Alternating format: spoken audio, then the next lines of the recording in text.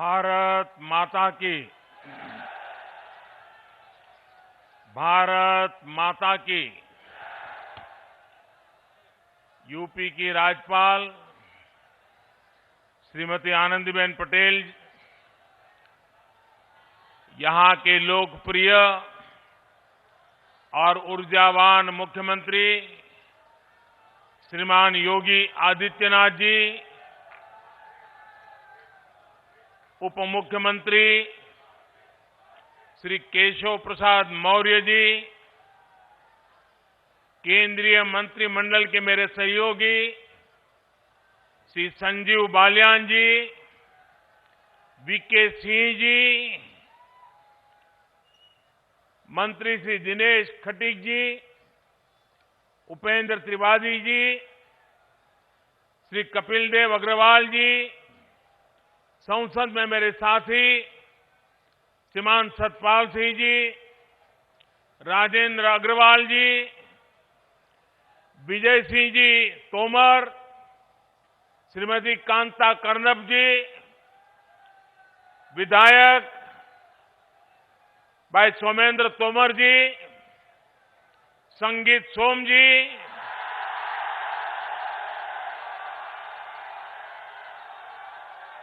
जितेंद्र सतवाल जी, सत्यप्रकाश अग्रवाल जी, मेरठ जिला परिषद अध्यक्ष गौरव चौधरी जी, मुजफ्फरनगर जिला परिषद अध्यक्ष बिरपाल जी, अन्य सभी जनप्रतिनिधिगण और मेरठ मुजफ्फरनगर दूर दूर से आए मेरे प्यारे भाइयों और बहनों, आप सभी को 2022 की बहुत बहुत शुभकामनाएं।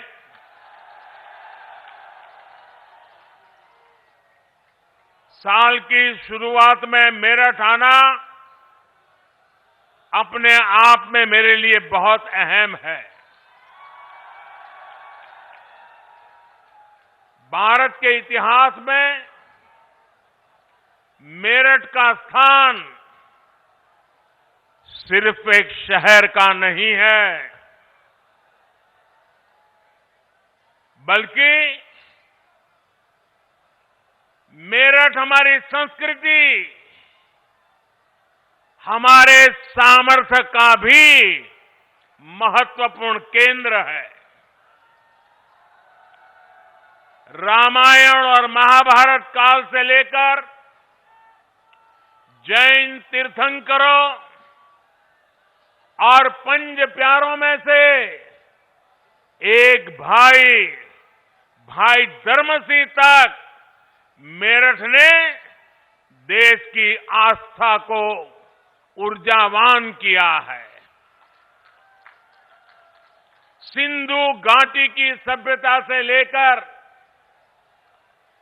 देश के पहले स्वतंत्रता संग्राम तक इस क्षेत्र ने दुनिया को दिखाया है कि भारत का सामर्थ्य क्या होता है। 1857 में बाबा ओगडनाथ मंदिर और वहीं से आजादी की जो ललकार उठी, दिल्ली कूच का आह्वान हुआ, उसने गुलामी की अंधेरी सुरंग में देश को नई रोशनी दिखा दी। क्रांति की इसी प्रेरणा से आगे बढ़ते हुए हम आजाद हुए और आज गर्व से अपनी आजादी का अमृत महोत्सव मना रहे हैं। मेरा सौभाग्य है कि यहां आने से पहले मुझे बाबा ओगडनाथ मंदिर जाने का अवसर मिला। मैं अमर जवान ज्योति भी गया, स्वतंत्रता संग्राम संग्रहालय में उस अनुभूति को महसूस किया जो देश की आजादी के लिए कुछ कर गुजरने वालों की दिलों में एक लालायित थी। भाइयों और बहनों, मेरठ और आसपास के इस क्षेत्र ने स्वतंत्र भारत को भी नई दिशा देने में महत्वपूर्ण योगदान दिया है। राष्ट्र रक्षा के लिए सीमा पर बलिदान हो या फिर खेल के मैदान में राष्ट्र के लिए सम्मान, राष्ट्रभक्ति की अलख को इस क्षेत्र ने सदा सर्वदा प्रज्वलित रखा है। नूरपुर मड़ैया ने चौधरी चरण सिंह जी के रूप में देश को एक विजनरी नेतृत्व भी दिया। मैं इस प्रेरणा स्थली का वंदन करता हूं, मेरठ और क्षेत्र के लोगों का अभिनंदन करता हूं। भाइयों और बहनों, मेरठ देश की एक और महान संतान मेजर ध्यानचंद जी की भी कर्मस्थली रहा है। कुछ महीने पहले केंद्र सरकार ने देश के सबसे बड़े खेल पुरस्कार का नाम दद्दा के नाम पर कर दिया। आज मेरठ की स्पोर्ट्स यूनिवर्सिटी मेजर ध्यानचंद जी को समर्पित की जा रही है। और जब इस यूनिवर्सिटी का नाम मेजर ध्यानचंद जी से जुड़ जाता है तो उनका पराक्रम तो प्रेरणा देता ही है, लेकिन उनके नाम में भी एक संदेश है। उनके नाम में जो शब्द है ध्यान, बिना ध्यान केंद्रित किए, बिना फोकस एक्टिविटी किए कभी भी सफलता नहीं मिलती है। और इसलिए जिस यूनिवर्सिटी का नाम ध्यानचंद से जुड़ा हुआ हो, वहां पूरे ध्यान से काम करने वाले नौजवान देश का नाम रोशन करेंगे, ये मुझे पक्का विश्वास है। मैं उत्तर प्रदेश के नौजवानों को यूपी की पहली स्पोर्ट्स यूनिवर्सिटी के लिए बहुत बहुत बधाई देता हूं। 700 करोड़ रुपए की लागत से बनने वाली ये आधुनिक यूनिवर्सिटी दुनिया की श्रेष्ठ स्पोर्ट्स यूनिवर्सिटी में से एक होगी। यहां युवाओं को खेलों से जुड़ी अंतर्राष्ट्रीय सुविधाएं भी तो मिलेगी। ये एक कैरियर के रूप में स्पोर्ट्स को अपनाने के लिए जरूरी स्किल्स का निर्माण करेगी। यहां से हर साल 1000 से अधिक बेटे बेटियां बेहतरीन खिलाड़ी बनकर निकलेंगे। यानी क्रांतिवीरों की नगरी, खेल वीरों की नगरी के रूप में भी अपनी पहचान को और सशक्त करेगी। साथियों, पहले की सरकारों से यूपी में, जब पहलों की सरकारें थी तब यूपी में अपराधी अपना खेल खेलते थे, माफिया अपना खेल खेलते थे। पहले यहां अवैध कब्जे के टूर्नामेंट होते थे, बेटियों पर फप्तियां कसने वाले खुलेआम घूमते थे। हमारे मेरठ और आसपास के क्षेत्रों के लोग कभी भूल नहीं सकते कि लोगों के घर जला दिए जाते थे। और पहले की सरकार अपने खेल में लगी रहती थी। योगी जी की सरकार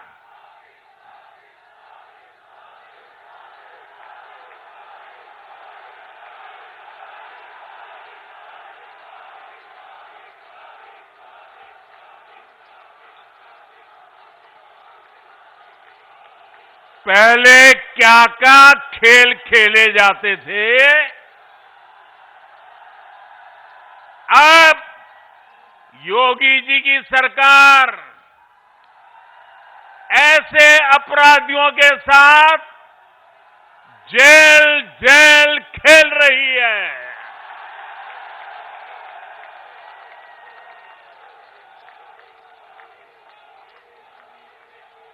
5 साल पहले इसी मेरठ की बेटियां शाम होने के बाद अपने घर से निकलने से डरती थी। आज मेरठ की बेटियां पूरे देश का नाम रोशन कर रही है। यहां मेरठ के सोतीगंज बाजार में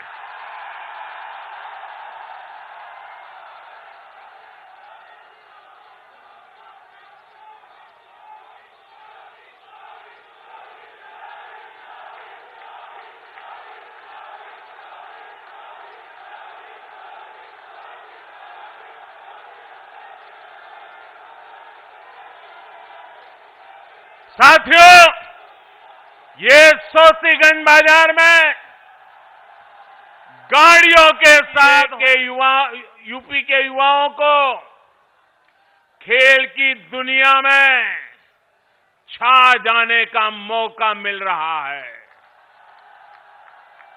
साथियों, हमारे यहां कहा जाता है, महाजनों येन गताः स पंथाः, अर्थात जिस पथ पर महान जन, महान विभूतियां चले वही हमारा पथ है।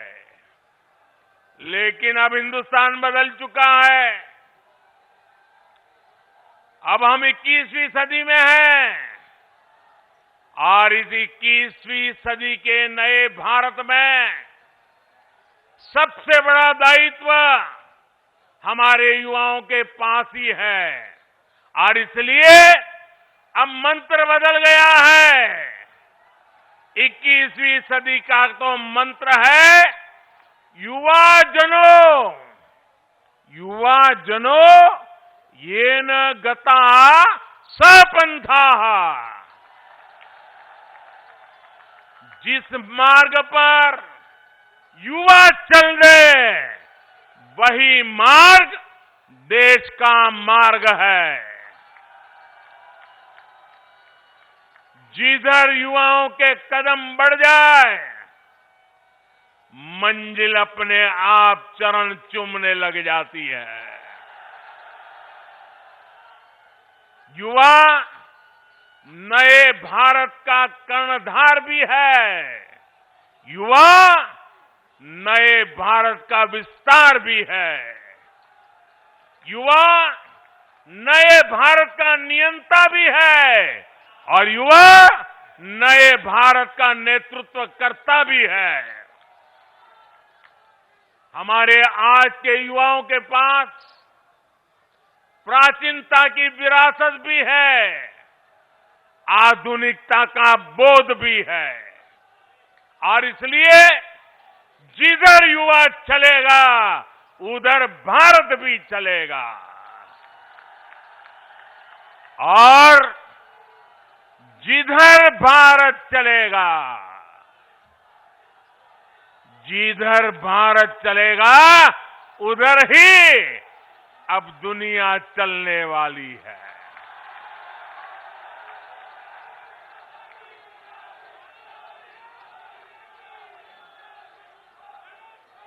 आज हम देखें तो साइंस से लेकर साहित्य तक, स्टार्टअप से लेकर स्पोर्ट्स तक, हर तरफ भारत के युवा ही छाए हुए हैं।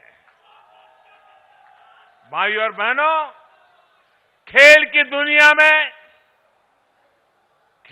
दुनिया में आने वाले हमारे युवा पहले भी सामर्थ्यवान थे।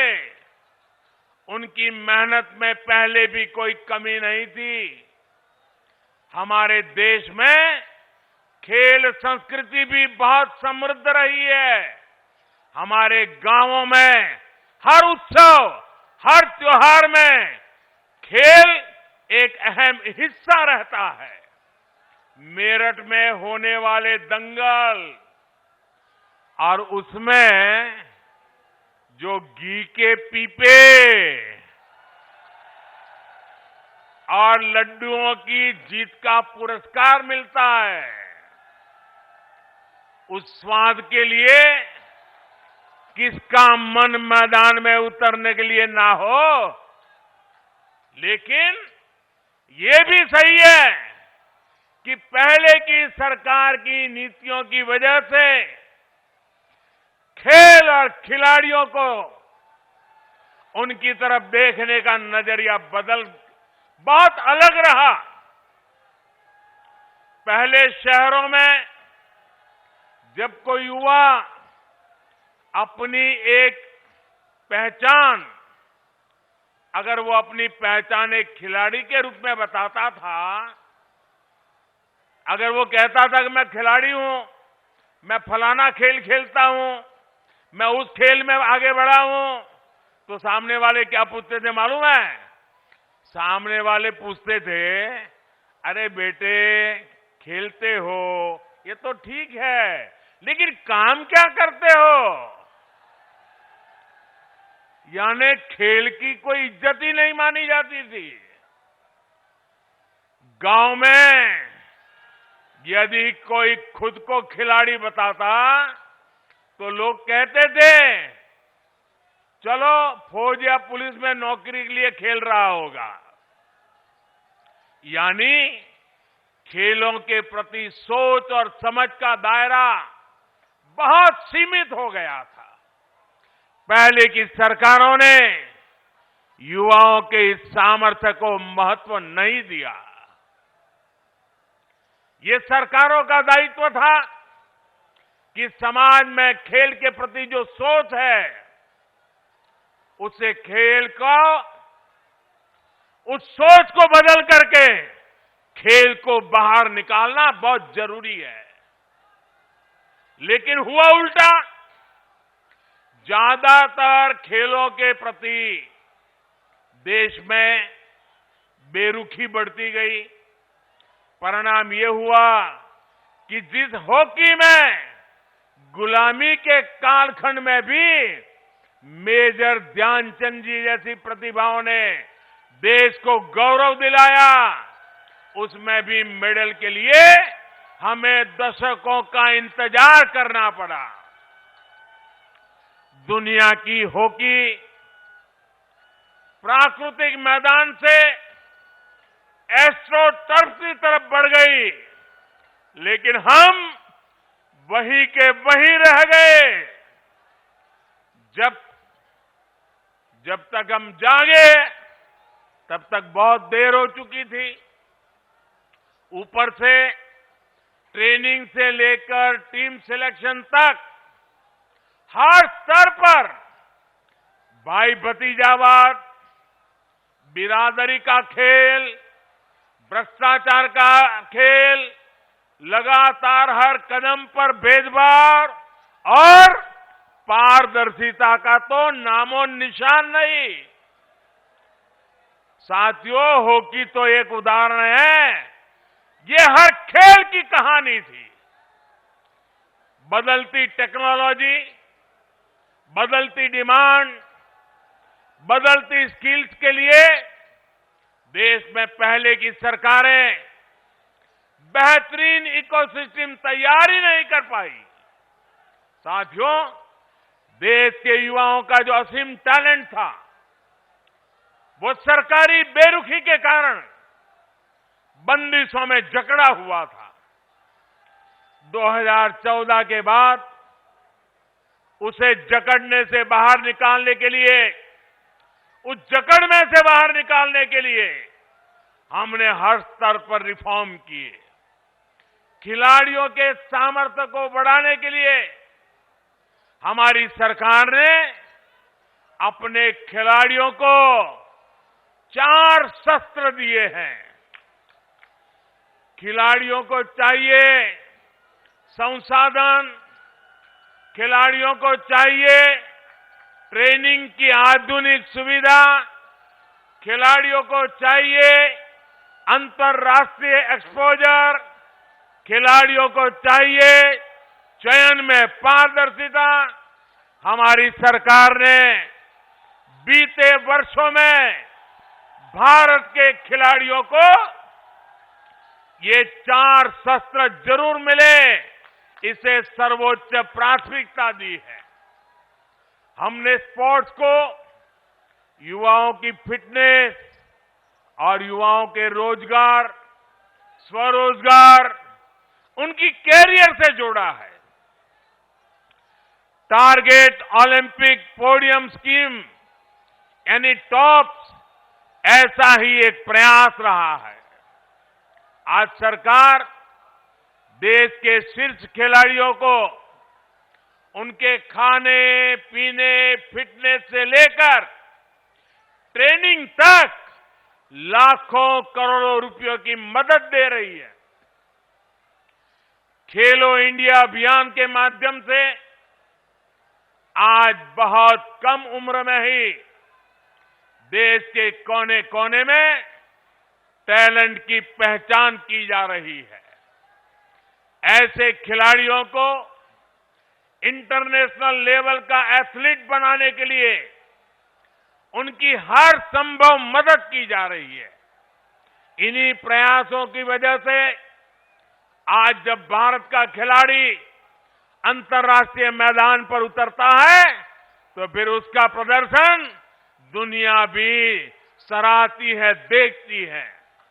पिछले साल हमने ओलंपिक में देखा, हमने पैरालंपिक में देखा, जो इतिहास में पहले कभी नहीं हुआ, वो पिछले ओलंपिक में मेरे देश के वीर बेटे बेटियों ने करके दिखाया। मेडल की ऐसी जड़ी लगा दी कि पूरा देश कह उठा, एक स्वर से देश बोल उठा, खेल के मैदान में भारत का उदय हो गया है। भाइयों और बहनों, आज हम देख रहे हैं कि उत्तर प्रदेश, उत्तराखंड के अनेक छोटे छोटे गांवों, कस्बों से, सामान्य परिवारों से बेटे बेटियां भारत का प्रतिनिधित्व कर रहे हैं। ऐसे खेलों में भी हमारी बेटे बेटियां आगे आ रही हैं, जिनमें पहले संसाधन संपन्न परिवार के युवा ही हिस्सा ले पाते थे। इसी क्षेत्र के अनेक खिलाड़ियों ने ओलंपिक्स और पैरालंपिक्स में देश का प्रतिनिधित्व किया है। सरकार गांव-गांव में जो आधुनिक स्पोर्ट्स इंफ्रास्ट्रक्चर निर्माण कर रही है, उसका ही ये परिणाम है। पहले बेहतर स्टेडियम सिर्फ बड़े शहरों में ही उपलब्ध थे। आज गांव के पास ही खिलाड़ियों के ये सुविधा दी जा रही है।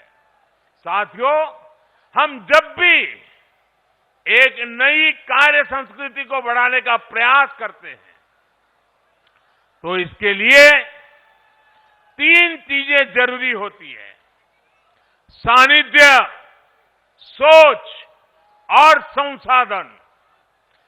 खेलों से हमारा सानिध्य सदियों पुराना रहा है, लेकिन खेल की संस्कृति पैदा करने के लिए खेलों से हमारे पुराने संबंध से ही काम नहीं चलेगा। हमें इसके लिए एक नई सोच भी चाहिए। देश में खेलों के लिए जरूरी है कि हमारे युवाओं में खेलों को लेकर विश्वास पैदा हो, खेल को अपना प्रोफेशन बनाने का हौसला बढ़े। और यही मेरा संकल्प भी है और ये मेरा सपना भी है। मैं चाहता हूं कि जिस तरह दूसरे प्रोफेशंस में से ही हमारे युवा स्पोर्ट्स को भी देखें, हमें ये भी समझना होगा कि जो कोई स्पोर्ट्स में जाएगा वो वर्ल्ड नंबर 1 बनेगा, ये जरूरी नहीं है।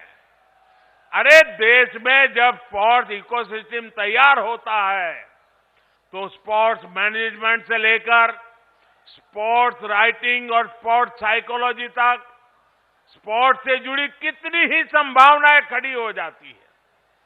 धीरे धीरे समाज में जरूरी संसाधन, जरूरी इंफ्रास्ट्रक्चर विकसित कर लेते हैं, तो खेल की संस्कृति मजबूत होने लगती है।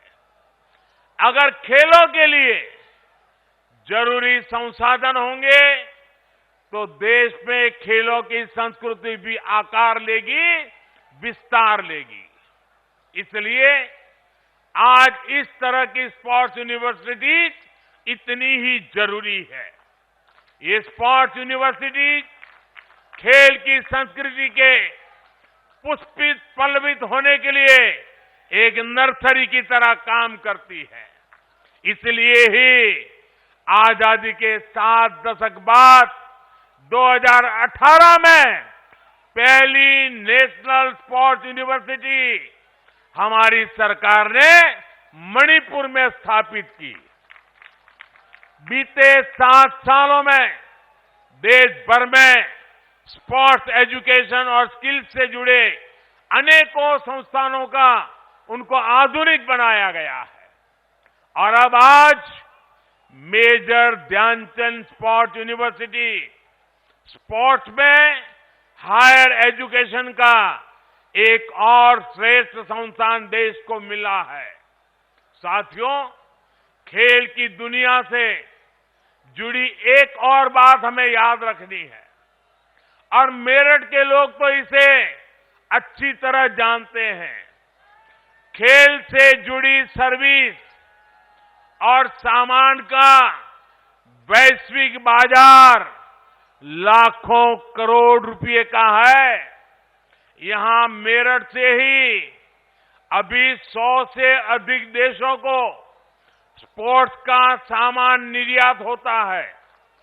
मेरठ लोकल के लिए वोकल तो है ही, लोकल को ग्लोबल भी बना रहा है।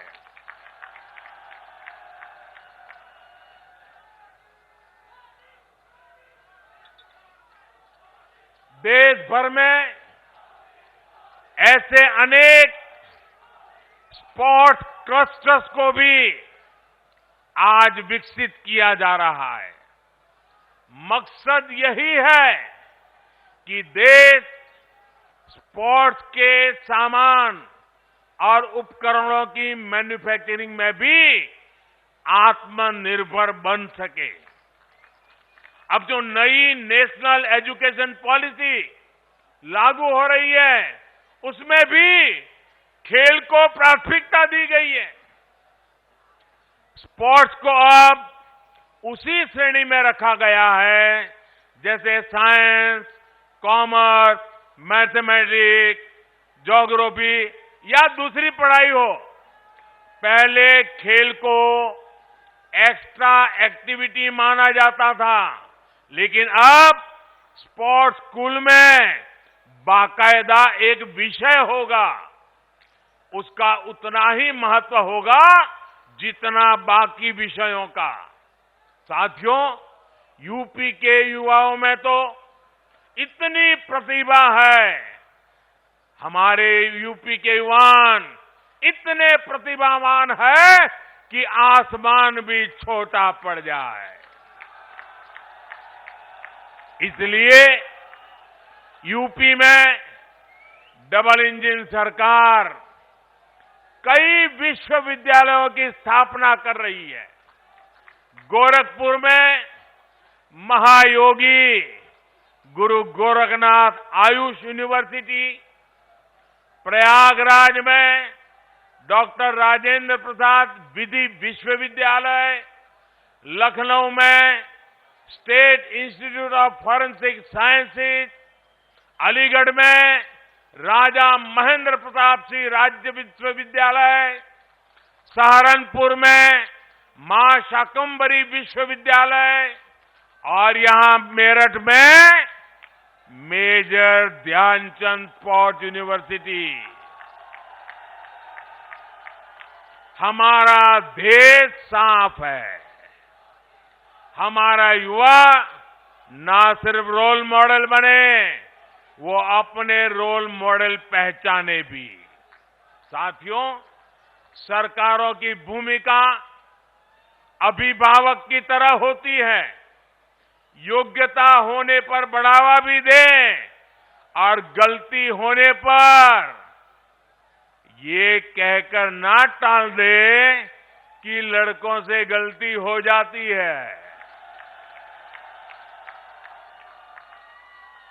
आज योगी जी की सरकार युवाओं को रिकॉर्ड सरकारी नियुक्तियां कर रही है। आईटीआई से ट्रेनिंग पाने वाले हजारों युवाओं को बड़ी कंपनियों में रोजगार दिलवाया गया है। नेशनल अप्रेंटिसशिप योजना हो या प्रधानमंत्री कौशल विकास योजना, लाखों युवाओं को इसका लाभ दिया गया है। अटल जी की जयंती पर यूपी सरकार ने विद्यार्थियों को टैबलेट और स्मार्टफोन देने का भी अभियान शुरू किया है। साथियों, केंद्र सरकार की एक और योजना के बारे में भी यूपी के नौजवानों को जानना बहुत जरूरी है। ये योजना है स्वामित्व योजना। इस योजना के तहत केंद्र सरकार गांवों में रहने वाले लोगों को उनकी प्रॉपर्टी के मालिकाना हक से उससे जुड़े जो कागज है घरौनी देने का काम हो रहा है। घरौनी मिलने पर गांव के युवाओं को अपना काम धंधा शुरू करने के लिए बैंकों से आसानी से मदद मिल पाएगी। ये घरौनी गरीब, दलित, वंचित, पीड़ित, पिछड़े सभी समाज के हर वर्ग को अपने घर पर अवैध कब्जे की चिंता से भी मुक्ति दिलाएगी। मुझे खुशी है कि स्वामित्व योजना को योगी जी की सरकार बहुत तेजी से आगे बढ़ा रही है। यूपी के 75 जिलों में 23 लाख से अधिक घरौनी दी जा चुकी है।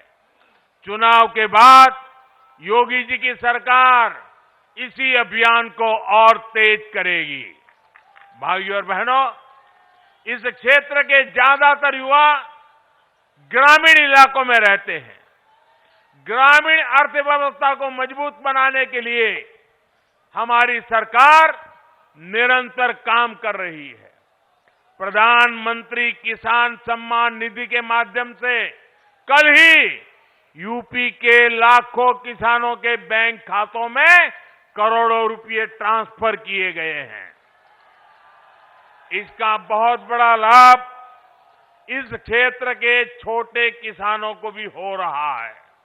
साथियों, जो पहले सत्ता में थे, उन्होंने आपको गन्ने का मूल्य किस्तों में तरसा तरसा कर दिया। योगी जी की सरकार में जितना गन्ना किसानों को भुगतान किया गया है, उतना पिछली दोनों सरकारों के दौरान किसानों को नहीं मिला था। पहले की सरकारों में चीनी मिले कोड़ियों के भाव बेची जाती थी। मुझसे ज्यादा आप जानते हैं, जानते हैं कि नहीं जानते हैं? चीनी मिले बेची गई कि नहीं बेची गई? भ्रष्टाचार हुआ कि नहीं हुआ? योगी जी की सरकार में मिलें बंद नहीं होती, यहां तो मिलों का विस्तार होता है, नई मिलें खोली जाती है। अब यूपी गन्ने से बनने वाले इथेनॉल के उत्पादन में भी तेजी से आगे बढ़ रहा है।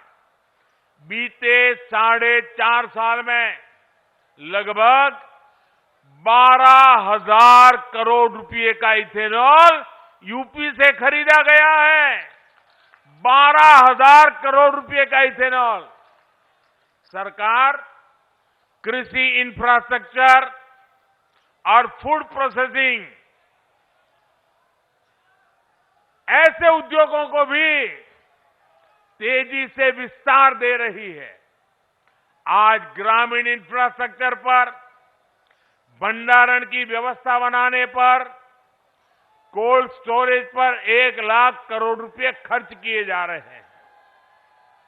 भाइयों बहनों, डबल इंजन की सरकार युवाओं के सामर्थ्य के साथ ही इस क्षेत्र के सामर्थ्य को भी बढ़ाने के लिए काम कर रही है। मेरठ का रेवड़ी गजक,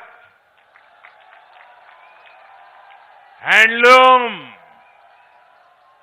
ब्रास बैंड, आभूषण, ऐसे कारोबार यहां की शान है। मेरठ मुजफ्फरनगर में छोटे और लघु उद्योगों का और विस्तार हो, यहां बड़े उद्योगों का मजबूत आधार बने, यहां के कृषि उत्पादों, यहां की उपज को नए बाजार मिले, इसके लिए भी आज अनेक विध प्रयास किए जा रहे हैं। इसलिए इस क्षेत्र को देश का सबसे आधुनिक और सबसे कनेक्टेड रीजन बनाने के लिए काम हो रहा है। दिल्ली मेरठ एक्सप्रेसवे की वजह से दिल्ली अब 1 घंटे की दूरी पर रह गई है। अभी कुछ दिन पहले ही जो गंगा एक्सप्रेसवे का काम शुरू हुआ है, वो भी मेरठ से ही शुरू होगा। ये मेरठ की कनेक्टिविटी यूपी के दूसरे शहरों से और संबंधों को, व्यवहार को आसान बनाने में काम करेगी। देश का पहला regional rapid rail transit system भी मेरठ को राजधानी से जोड़ रहा है। मेरठ देश का पहला ऐसा शहर होगा जहां मेट्रो और हाई स्पीड रैपिड रेल एक साथ दौड़ेगी। मेरठ का आईटी पार्क, जो पहले की सरकार की सिर्फ घोषणा बनकर रह गया था, उसका भी लोकार्पण हो चुका है। साथियों, यही double benefit, double speed, double engine की सरकार की पहचान है। इस पहचान को और सशक्त करना है। भाइयों, मेरे मेरठ के और पश्चिमी उत्तर प्रदेश के लोग जानते हैं कि आप उधर हाथ लंबा करोगे तो लखनऊ में योगी जी, और इधर हाथ लंबा करोगे तो दिल्ली में मैं हूं ही आपके लिए।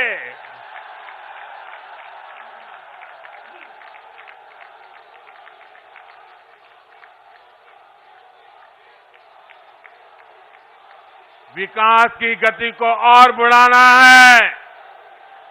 नए साल में हम नए जोश के साथ आगे बढ़ेंगे।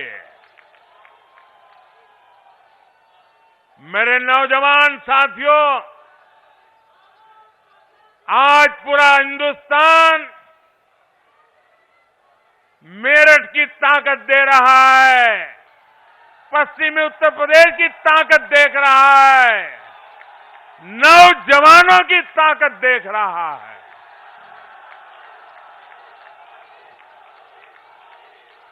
ये ताकत देश की ताकत है और इस ताकत को और बढ़ावा देने के लिए एक नए विश्वास के साथ एक बार फिर आपको मेजर ध्यानचंद स्पोर्ट्स यूनिवर्सिटी के लिए बहुत बहुत बधाई। भारत माता की, भारत माता की, भारत माता की। वंदे वंदे वंदे वंदे वंदे वंदे वंदे वंदे वंदे वंदे वंदे वंदे वंदे वंदे।